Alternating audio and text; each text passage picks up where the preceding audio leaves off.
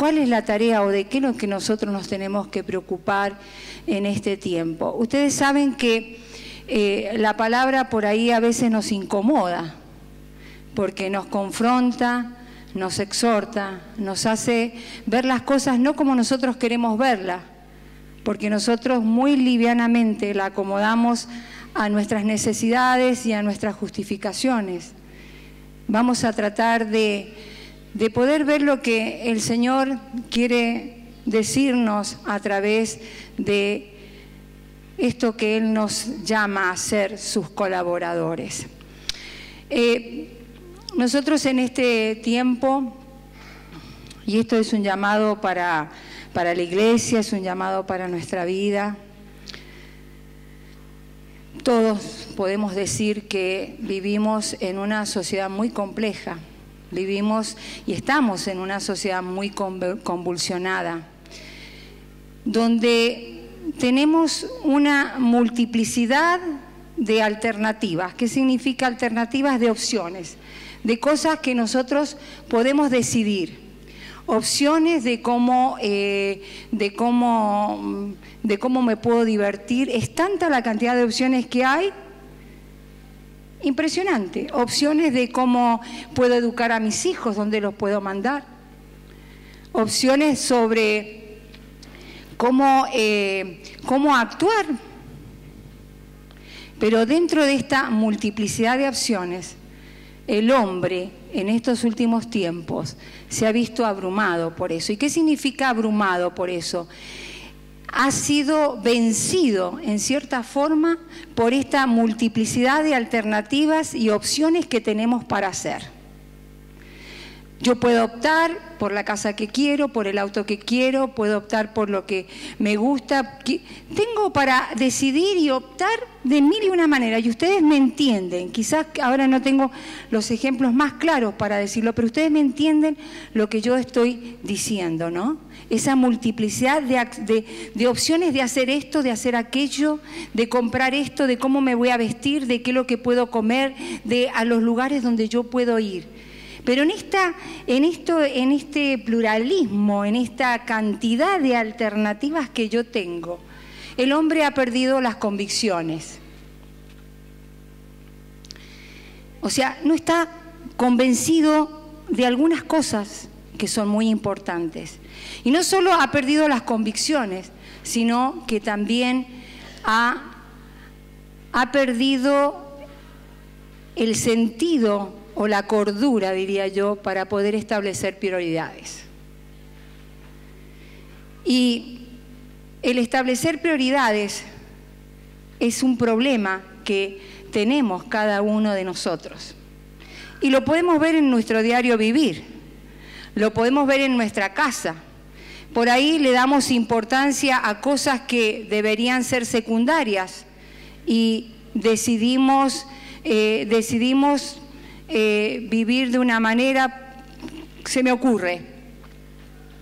Por ejemplo, yo le puedo dar prioridad a un celular, a un automóvil, le puedo dar prioridad a cosas materiales antes de que darle prioridad a lo que conforma mi familia, a los momentos con que yo puedo compartir con mi familia. Trabajo y trabajo por tener cosas y las prioridades están cambiadas. Están totalmente cambiadas. Y eso trae problemas a nuestra vida y trae fracasos a nuestra vida, porque realmente nuestra vida la construimos a partir de nuestras propias elecciones. Siempre decimos que lo que nosotros somos hoy son las decisiones del ayer, y lo que yo hoy vaya a decidir es lo que va a ser mi mañana, es lo que va a ser mi futuro. Nuestro enfoque al cristianismo se ha mezclado con estas opciones. De tal manera, y aquí quiero detenerme, de tal manera que nosotros las cosas que hacemos para Dios, las cosas que hacemos para la iglesia, las cosas que hacemos parece que han pasado a ocupar un punto medio dentro de esta multiplicidad de opciones. Es una opción más. Digo, Yo vengo a la iglesia siempre y cuando no tenga una reunión familiar, siempre y cuando no esté muy cansado, siempre y cuando... Es decir, que las prioridades han sido totalmente cambiadas. Pasa a ser una opción más. Y acá, lo tremendo de esto es que por ahí perdemos la perspectiva de lo que no es opcional y de lo que tiene que ver con la dimensión espiritual. Yo siempre, cuando estaba en la escuela y daba clases, y se presentaban muchos problemas con los alumnos, al tener una formación espiritual, estar en la iglesia, me daba la capacidad o el entendimiento para poder decirle a los padres y a las madres especialmente: mire, mamá, usted se preocupa mucho porque tenga la mejor mochila, porque tenga los mejores útiles, porque tenga la zapatilla de marca, pero ¿por qué no se preocupa por formarlo espiritualmente a su hijo? ¿Dónde quedó lo espiritual? Y a esto es a lo que me refiero cuando nosotros hemos empezado a mezclar las cosas que tienen que ver con la vida con las cosas que deberían ser sagradas para cada uno de nosotros. Y pasa a ser la iglesia y la vida espiritual una opción más como las tantas otras. Y acá hay un error tremendo. Entonces los papás me dicen: sí, tiene razón. Nosotros podemos declarar y podemos decir que lo amamos mucho a Dios, y de hecho lo hacemos y lo amamos. Y yo quiero decirle que esta palabra es para que podamos reflexionar, porque tenemos la bendita gracia y el bendito amor de Dios, que siempre, equivocándonos, nos va a recibir con los brazos abiertos. Siempre tenemos la oportunidad de venir a Él, de arrepentirnos y volver a empezar. Pero es responsabilidad de aquellos que predicamos la palabra volver una y otra vez sobre estas cosas que en el trajín de la vida vamos perdiendo conciencia y no nos damos cuenta y terminamos envolviéndonos en todo este tipo de cosas. Y perdemos de vista lo que no es opcional y que tiene que ver con la dimensión espiritual. ¿Sí? ¿Me siguen? Es decir, que podemos decir que amamos al Señor Jesucristo, por eso decía yo, venimos a la iglesia o amamos al Señor Jesucristo cuando Él nos concede lo que nosotros le pedimos, amamos al Señor Jesucristo cuando le es cómodo, amamos al Señor Jesucristo quizás cuando es la mejor opción. Y esto no es así. Dice la palabra en Primera de Juan, no lo busquen porque como vamos a hablar de un tema, vamos a tomar varios textos. Si me pueden seguir allá con la computadora, bien, vamos leyendo los textos a través de la pantalla.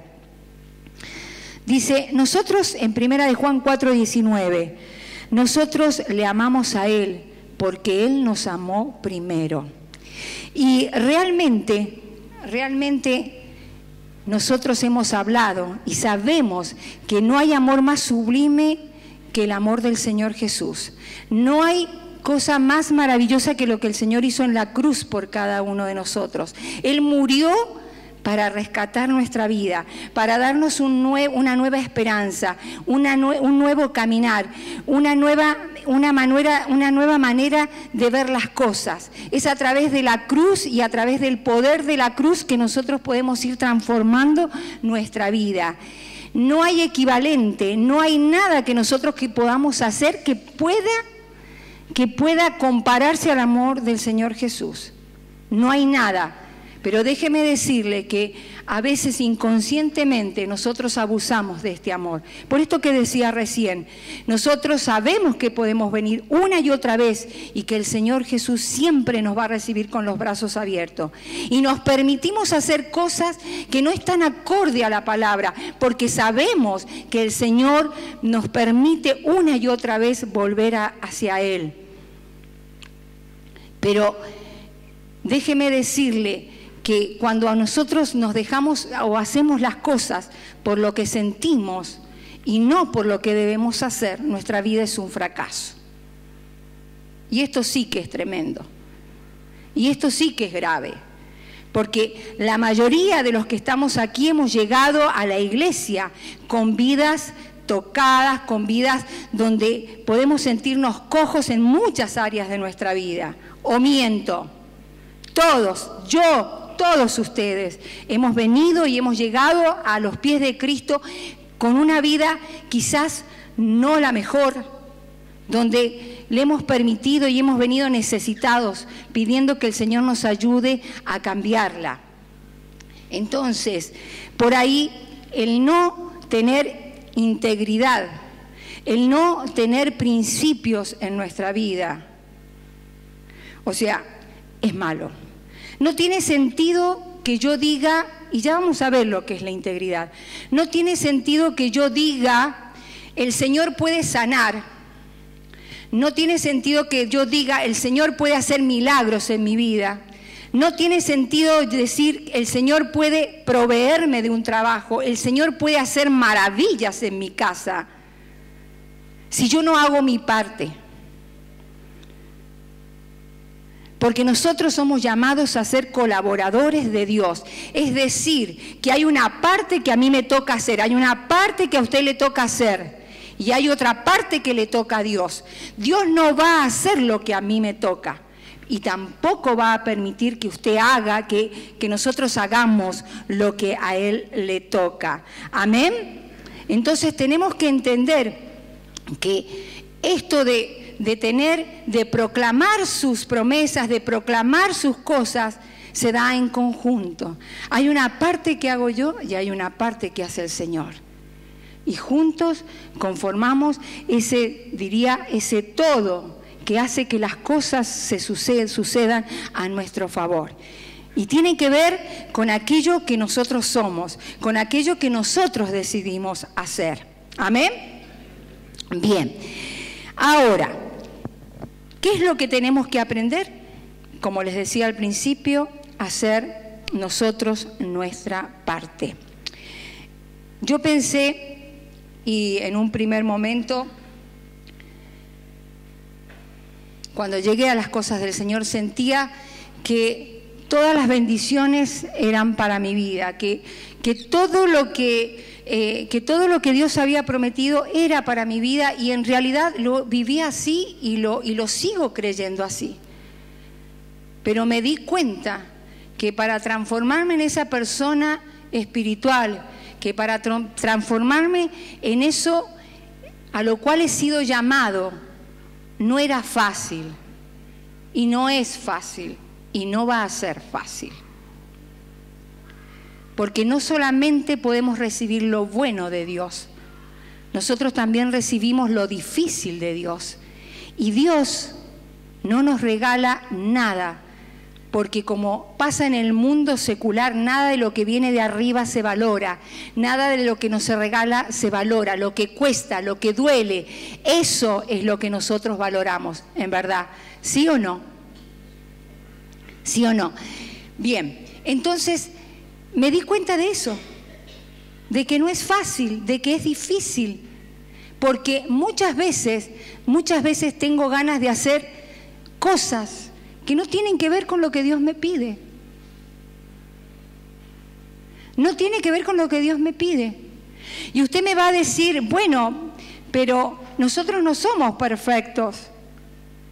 Y vivimos en la sociedad que vivimos y vemos que hay y suceden de todo tipo de maldades.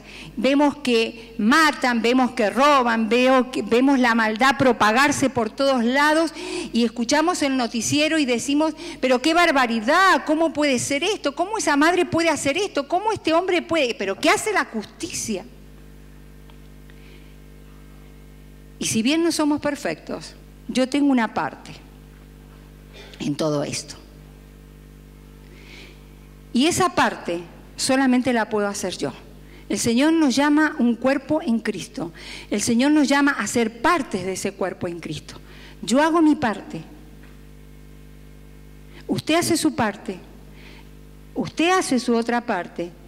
Y la cabeza va a hacer lo que falta.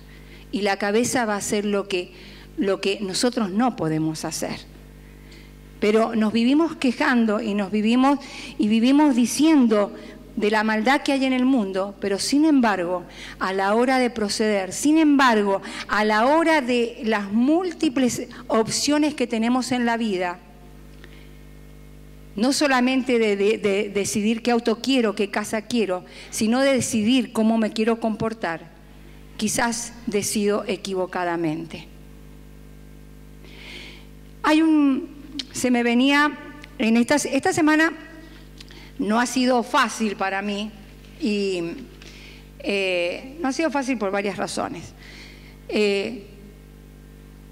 Y me veía confrontada a esto que yo estoy planteando, ¿no? A esto que les estoy diciendo de tener que decidir entre lo que yo siento y lo que yo debo hacer. Y se los voy a explicar con un ejemplo muy sencillo.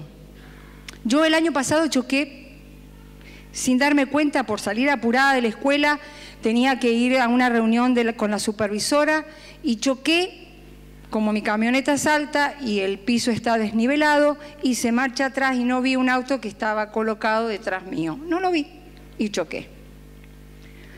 Entonces agarré y tuve la tentación de irme. Y a usted le pasa lo mismo que yo, le aviso.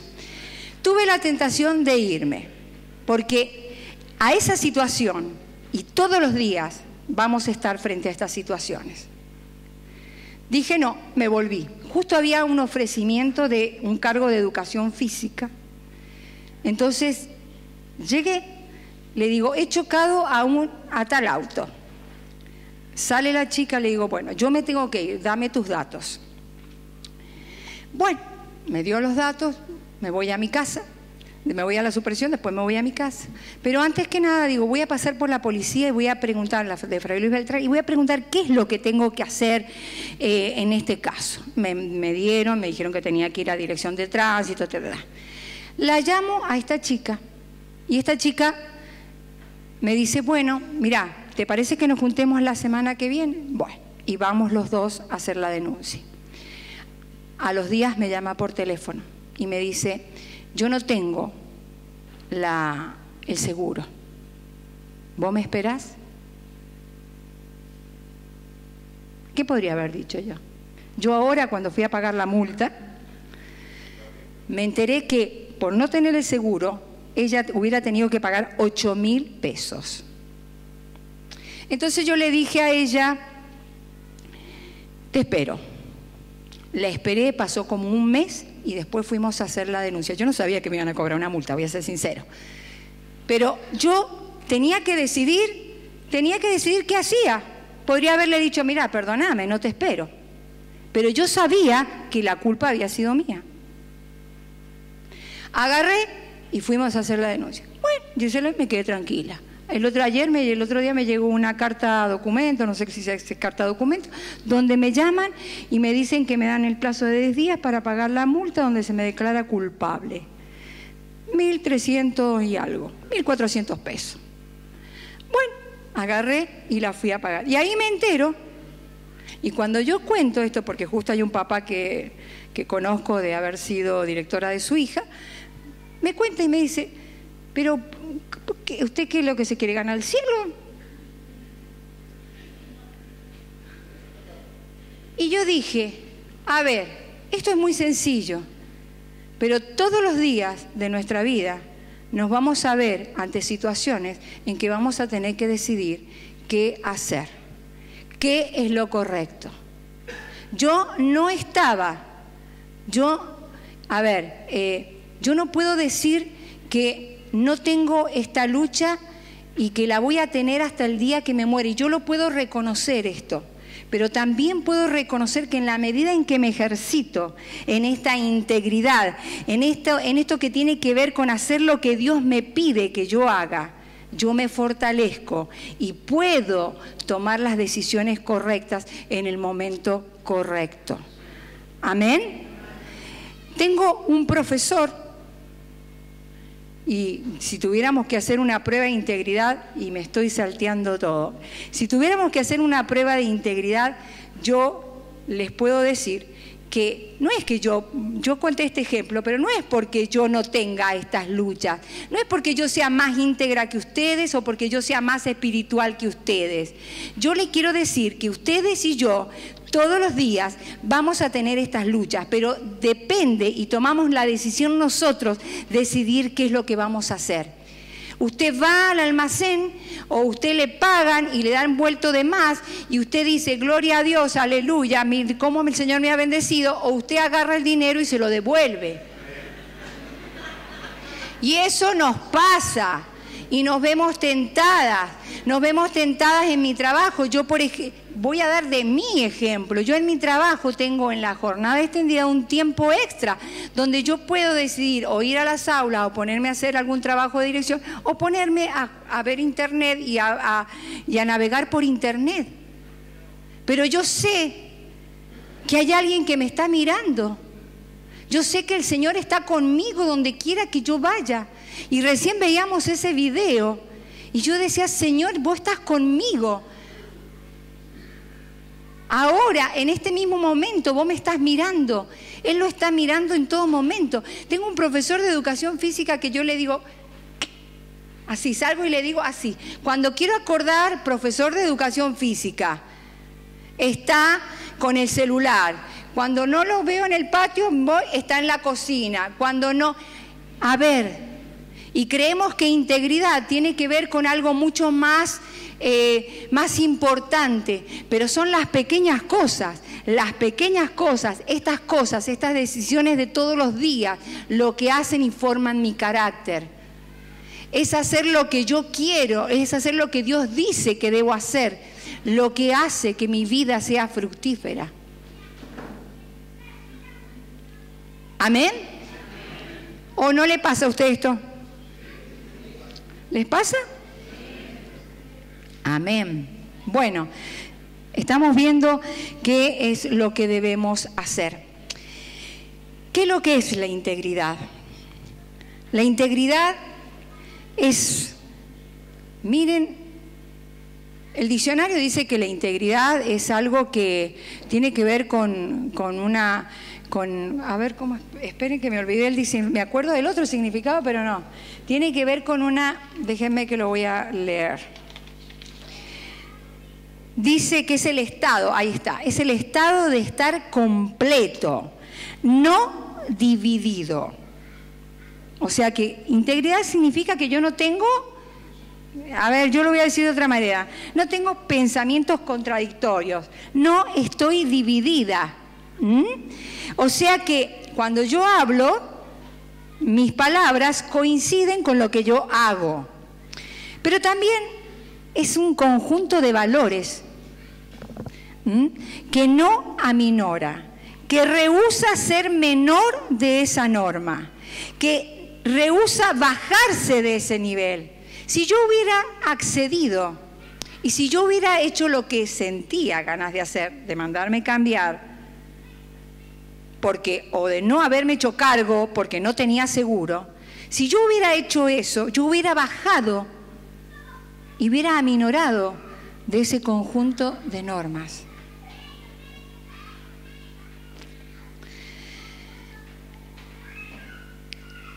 Es el sistema de navegación que me guía. Escúcheme bien, es lo que a mí me va a permitir en la vida establecer prioridades. Es lo que me va a es un patrón que me va a permitir juzgar a la hora de tomar decisiones entre lo que debo aceptar y lo que no debo aceptar. Y yo voy a volver hacia atrás. Si yo no tengo integridad, no tiene sentido que yo diga que el Señor puede hacer maravillas, que el Señor puede hacer prodigios, que el Señor puede hacer lo imposible por mí, porque yo no estoy cumpliendo mi parte. Y el Señor Jesús le dijo a Salomón, si tú anduvieras delante de mí en integridad de corazón y en equidad, haciendo todas las cosas que yo te he mandado y guardando mis estatutos y mis decretos, yo afirmaré el trono de tu reino. Si tú andas en integridad, el Señor te dice, yo afirmaré el lugar que pise la planta de tus pies. Yo te daré mis promesas. Yo te bendeciré. Amén. Hay una parte que me toca a mí y hay una parte que le toca al Señor. Recién lo decía de una manera diferente, lo estaba diciendo Brian. Él sin pensarlo y sin quererlo, pensando en la plata, porque es así, él decidió, él había pedido algo a Dios que no lo dijo. Y Dios le dio la respuesta. Pero él tuvo que tomar una decisión, él tuvo que escoger. Y lamentablemente nosotros siempre escogemos como prioridad y amamos a Dios como amamos las muchas otras alternativas y opciones que tenemos en la vida. Y vuelvo a decir, no es opcional. Amar a Dios no es opcional. Desarrollar una vida espiritual no es opcional. Es el pilar, es lo que te va a mantener en el momento de la prueba. Es lo que va a ser la fortaleza de tu vida, lo que aprendas tanto de lo bueno que Dios te puede dar como de los momentos difíciles en que Dios te someta. Y eso se ejercita, hermanos. Por eso hay una parte que nosotros tenemos que aprender. Y yo siempre digo, Dios no se equivoca. Dios no se equivoca. Yo no tengo la vida que tengo y me pasa lo que me pasa porque sí. Y voy a volver a decir, porque lo que yo digo me lo digo a mí. No me puedo olvidar de que Dios está conmigo, no me puedo olvidar de que lo que me está pasando, Dios lo está viendo y lo está permitiendo. No me puedo olvidar de que Él tiene el control de todas las cosas, que Él es el soberano de todas las cosas. No me puedo olvidar de que cuando yo tengo que decidir entre hacer lo bueno y lo malo, Dios está ahí mirándome, viendo qué hago. No me puedo olvidar de eso. Porque si yo me inclino a hacer lo que yo siento, no interesa lo mucho espiritual que seamos. Yo puedo ser más o menos espiritual que usted, pero siempre me voy a tener que enfrentar a esta batalla mental, a esta lucha de decidir qué hago. ¿Qué hago? ¿Qué hago ante lo que me tienta? ¿Qué hago ante las opciones? El mundo te ofrece multiplicidad de alternativas y de opciones, de cosas que agradan, de placeres, de cosas que tienen que ver con lo material, de cosas que te dicen vos vas a alcanzar la gloria, la fortuna, vas a poder hacer esto y te olvidaste de lo primero, que es guardar tu corazón delante de Dios. Guardar tu integridad, porque esa es la llave que abre la puerta de los cielos. Esa es la llave que va a hacer que Dios cumpla su palabra en tu vida. Vos podés no sentir, vos podés no tener ganas, no interesa lo que vos sientas o de lo que tengas gana, interesa de lo que Dios dice. No siempre yo tengo ganas. Tengo ganas más de una vez de hacer estragos. Tengo muchas veces ganas de hacer, no le podría decir lo que tengo ganas de hacer.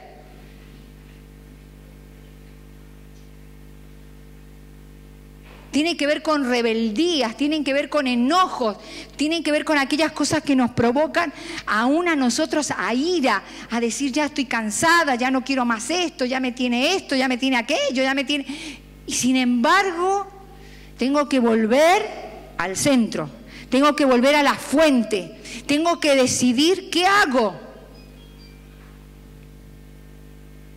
Tengo que decidir qué hago. Y usted tiene que decidir qué va a hacer. Vivimos mirando a los demás, vivimos criticando a los demás, vivimos haciendo supuestos y nos olvidamos de hacer que nuestro espíritu, nuestra alma sean fortalecidas en las cosas del Señor. Y esto es grave, porque déjeme decirle, no solamente el mundo secular, sino aún en el mundo cristiano. Nos hemos olvidado de la rectitud y nos hemos olvidado de la santidad. El Señor es una opción más. El Señor es una opción más. Cuando nos queremos acordar, el Señor pasa a ser una opción más. Por eso decía yo no me puedo olvidar que el Señor está conmigo, que el Señor me está mirando, que aunque mi corazón esté frío, que aunque yo no pueda o estar pasando una crisis de duda, pasando una crisis de incredulidad, yo no me puedo olvidar que Dios es fiel y que mi vida y mis cosas dependen de Dios. ¿Me sigue?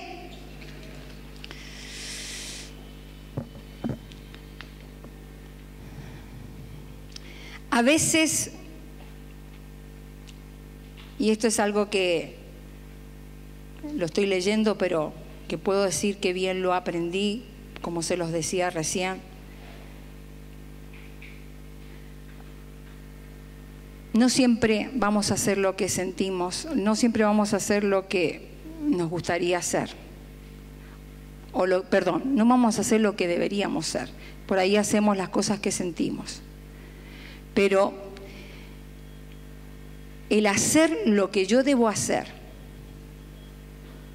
aunque no me guste, es factible y es una decisión personal.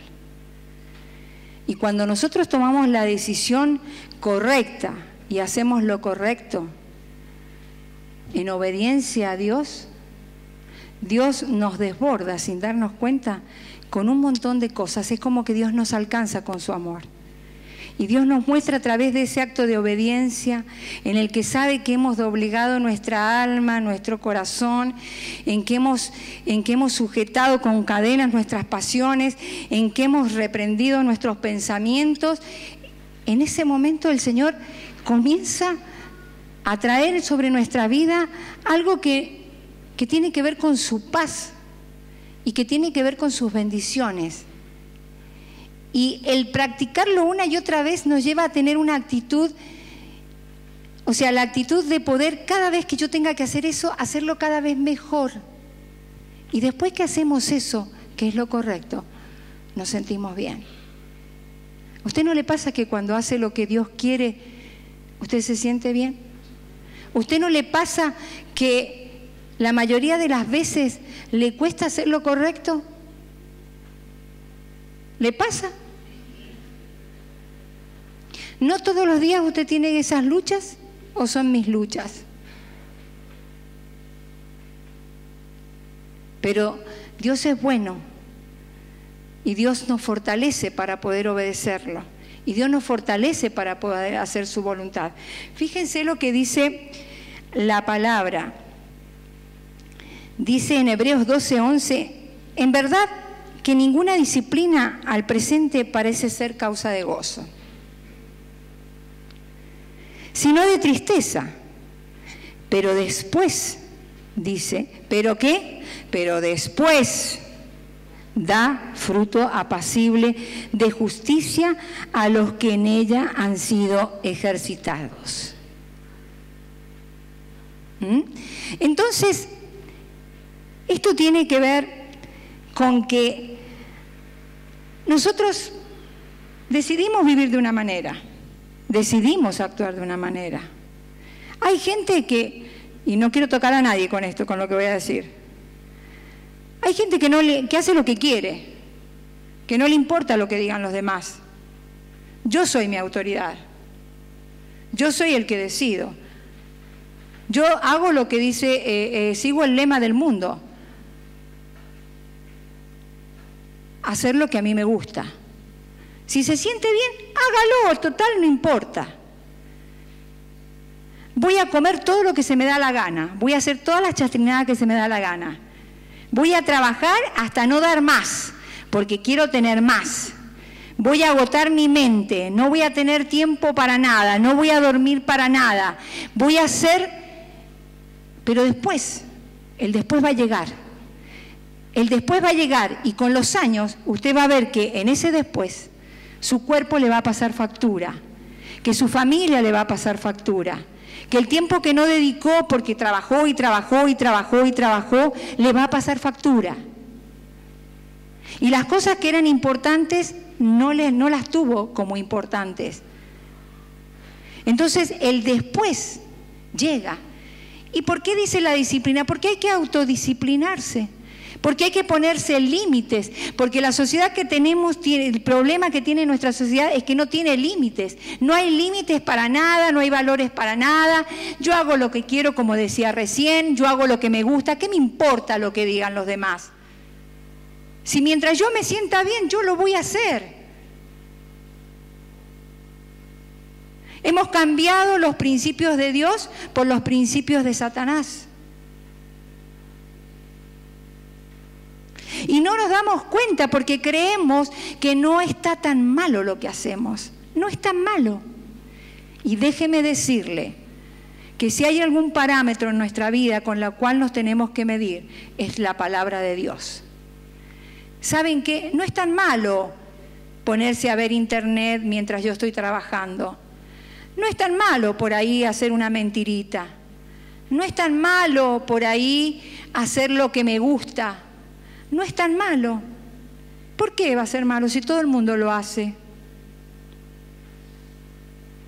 En la antigüedad el patrón de la santidad tenía que ver con, que ya lo vamos a ver, lo que dice en Deuteronomio, con amar al Señor tu Dios con todo tu corazón. Y por ejemplo, el adulterio era algo que provocaba en el pueblo de Israel un espanto, era como un bombazo. Pero ahora nosotros vemos que las parejas viven juntas y ¿qué es lo que hacemos? ¿O qué es lo que decimos? ¡Ay, no! Ya es algo normal. Es normal que tengan relaciones, es normal que hagan esto. Y dentro de la iglesia, y es como que aminoramos lo que Dios declara, lo que Dios declara que es santo. Y ahora hay adulterio. Pero es normal. Porque lo hacen. Es normal mentir. Es como que la inmoralidad en este tiempo se ha convertido en algo respetable. Todo es normal. Y no hay límites. ¿Y saben qué es lo que pone los límites? Es la palabra de Dios. La otra vez veía... Yo no encontré una muñequita que tenía porque quería hacer como lo había visto. Y el Señor nos llama, esta es la Biblia, el Señor nos llama a vivir dentro de los límites de la palabra. ¿Verdad?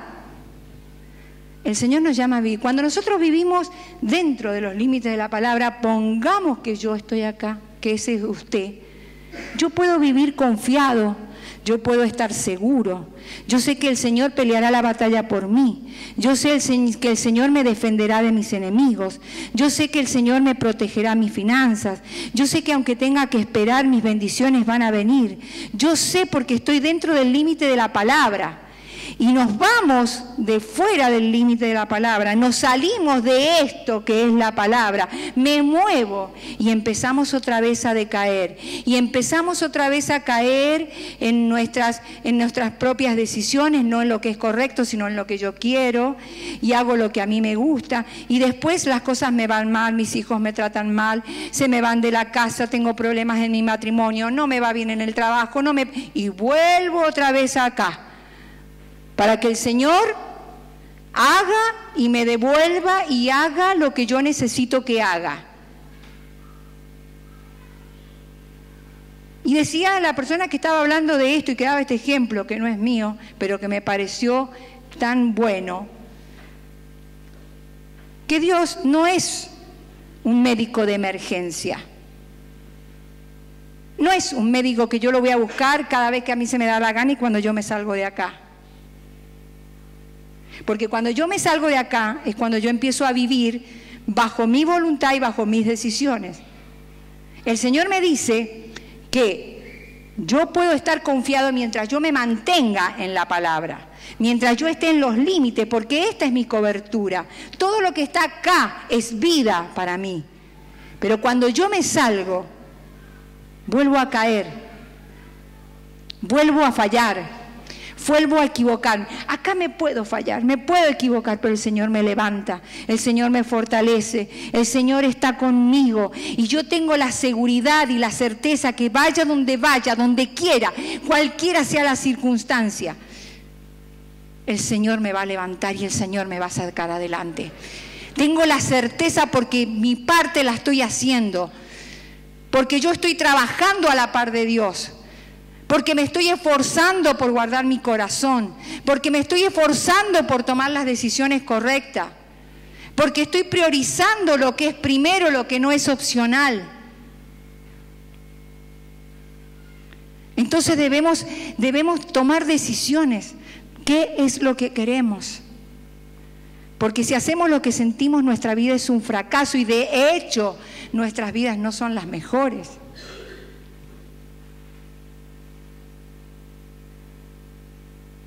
¿Sabe qué? Adquirir esta confianza y esta certeza es un trabajo de todos los días. Dios tiene que ser la medicina que yo voy a tomar todos los días para salir a la calle y enfrentar la vida. Él tiene que ser la medicina. Yo me tengo que levantar con el Señor y salir a la calle con Él, teniendo la certeza de que Él va a guardar mi vida. Que el Espíritu que Dios me ha dado, que su Espíritu me va a enseñar todas las cosas, que va a tomar de lo suyo y me lo va a dar a conocer para que yo pueda decidir correctamente. Porque si no, nuestra vida va a ser un fracaso. Y déjeme decir que el Señor dijo en su palabra que los tiempos iban a ser acortados, porque si no, muchos de los suyos, muchos de nosotros, nos íbamos a perder.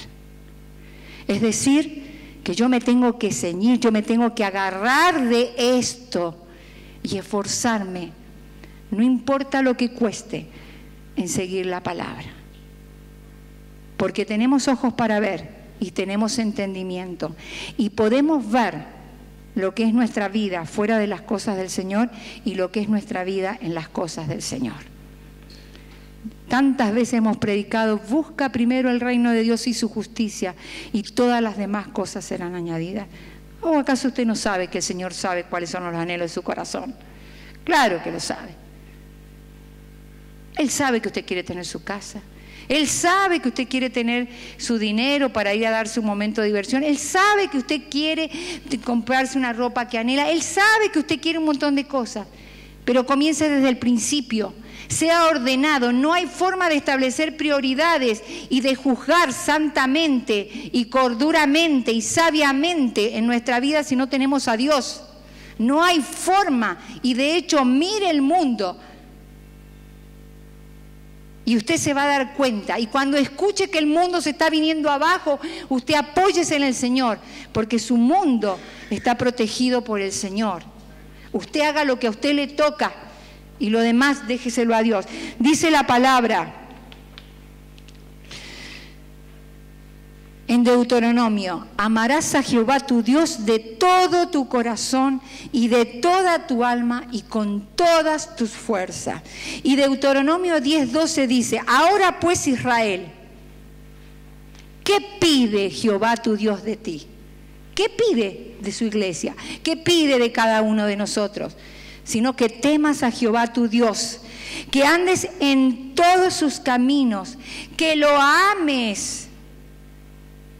El amar es una cuestión de obediencia, porque con el amar viene lo bueno y lo difícil a nuestra vida. El amar es una cuestión de obediencia, que andes en todos sus caminos y que lo ames y sirvas con todo tu corazón y con toda tu alma, que guardes los mandamientos de Jehová, sus estatutos, lo que está acá en la palabra. Si vos necesitas ser prosperado económicamente, buscá lo que dice la palabra acerca de la prosperidad. Si vos buscás solucionar los problemas de tu matrimonio, buscalo acá, porque en la palabra están. Si vos buscás mejorar tu relación de tu matrimonio, buscá la palabra. No te apartes de la palabra. Porque de hecho, fuera de la palabra, nuestras vidas no están muy bien. Pero vas a tener que hacer lo que no te gusta hacer. Vas a tener que perdonar, vas a tener que bajar la cabeza, vas a tener que servir, vas a tener que dejar tu estado de comodidad, vas a tener que aprender a hablar, vas a tener que aprender a callarte, vas a tener que aprender a hacer lo que Dios dice que tenemos que hacer. No hay otra solución. Si no, díganme, ¿dónde están las soluciones del mundo? ¿En qué ha minorado la maldad? ¿En qué ha minorado el divorcio? ¿En qué ha minorado la propagación de las cosas malas en este mundo? ¿En qué ha minorado? Y voy a ser dura en esto. Si mi vida y tu vida no están como vos quisieras, es porque hay algo que no estás haciendo. Hay algo que no estamos haciendo. Hay algo que no está mal. Esto es el amor, dice, termino el texto. Dice, que guarden los mandamientos de Jehová y sus estatutos que yo prescribo hoy para que tengas prosperidad.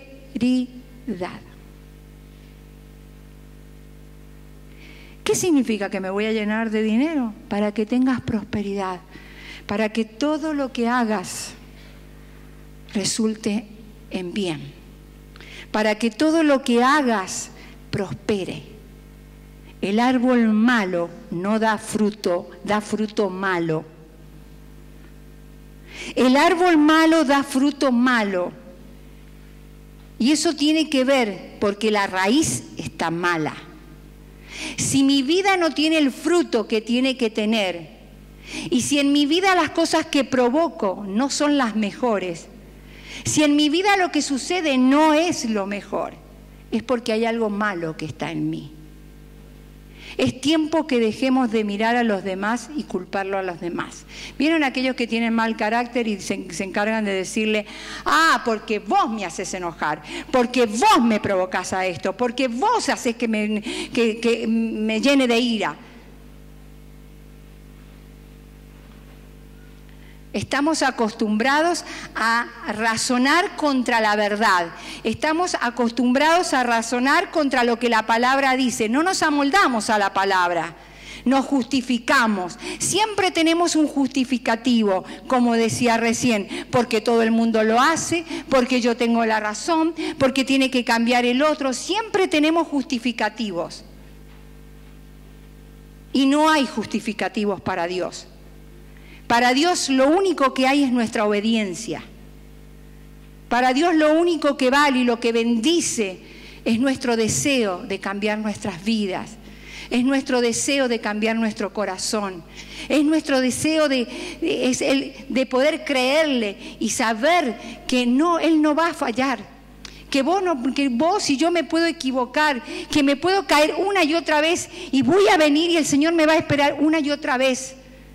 Pero no puedo vivir de caída en caída. Mis caídas tienen que ser cada vez más esporádicas. Cada vez tengo que estar más fortalecidas para soportar la prueba.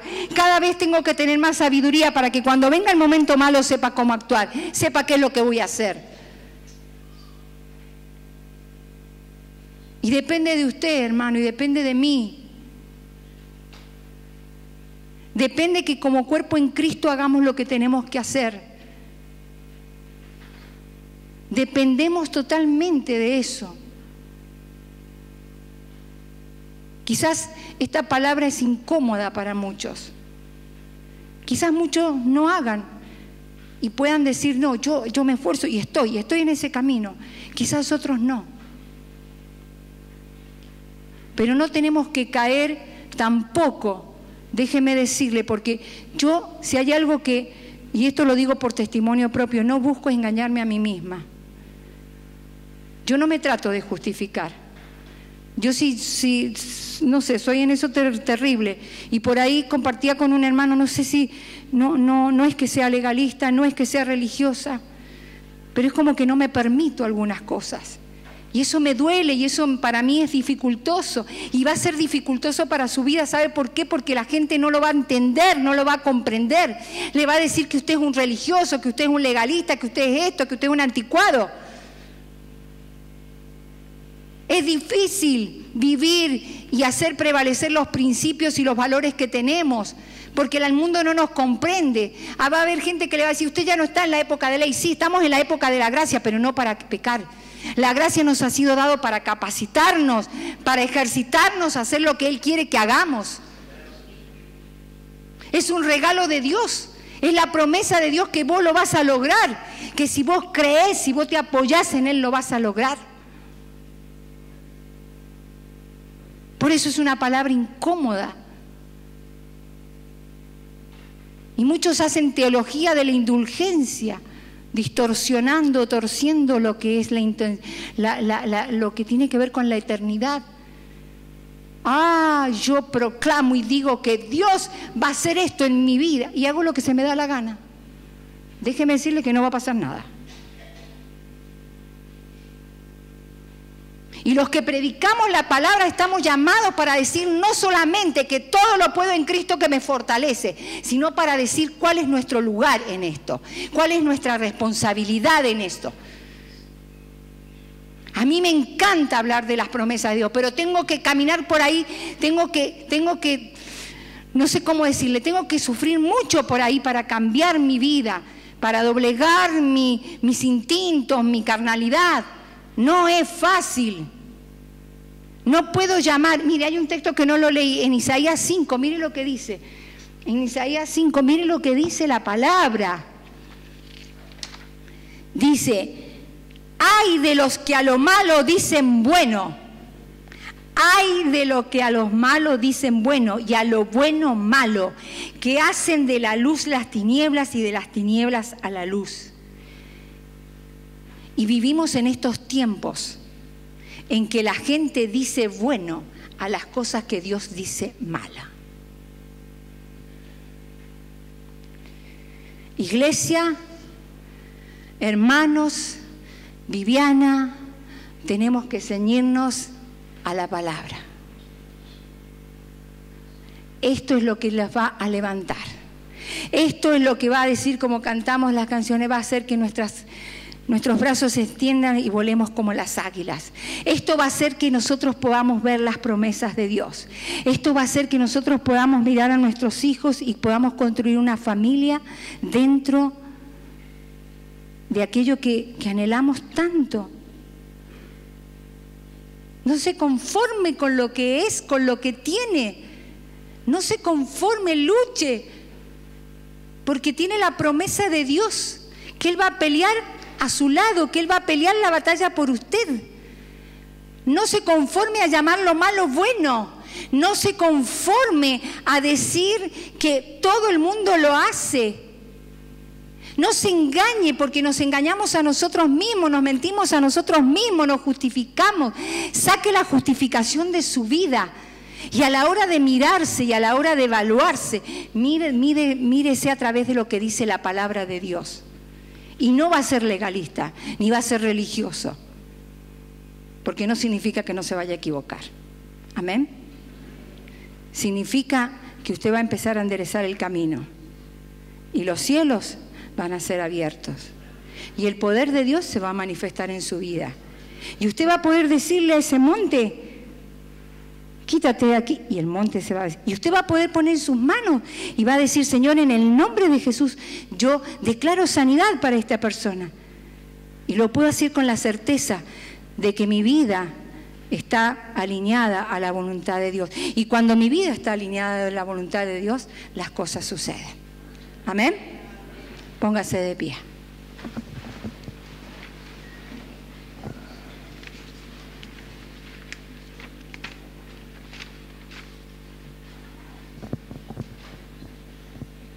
Se me han quedado medio... A ver, vamos a romper un poquito. Vamos a romper con lo que nosotros rompemos siempre, estas cosas que se producen. Yo siempre digo, en medio de todas estas cosas, la alegría de mi corazón es saber que en mi debilidad Él se hace fuerte. En que yo puedo, en que no hay cosa que se ponga delante de mí que yo en sus fuerzas no pueda vencer.